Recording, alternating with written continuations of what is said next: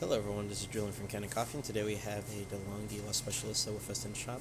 And I came in because the grinder was not grinding, and also it wasn't adjusting at all. So if you can hear the clicks now, but before I had fixed the issue, there wouldn't be any clicks. It'll be on a free glide almost, and the grinder wouldn't activate because the grinder would think that the hopper's off or it's being removed.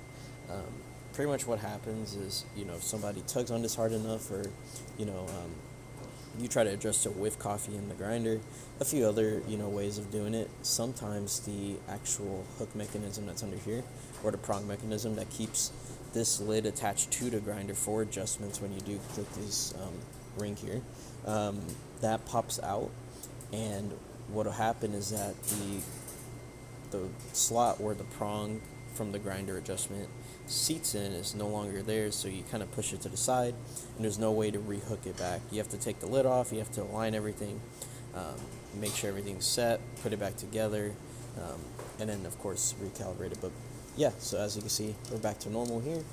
You can adjust it, you can hear each click, and of course it'll allow you to grind. So we're going to brew a shot. We're going to start by grinding. We're going to go on a lower fine setting just to make an espresso.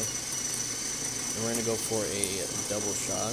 Dial it back a little bit. The test shot was a little too much coffee. We're going to just dial it back a little bit. It's going to ask you to tamp, so we're going to tamp. While I was in there, I did clean out the grinder, just because you do have to take the grinder apart. So I was able to clean that a little bit. That's a little bit too much coffee, that's fine. Put this in here. Nice and gently. And then we're going to quickly brew a shot. And you're going to see that gauge as the prefusion starts to ramp up for the first few seconds. And then it's going to ramp fully up when it's brewing.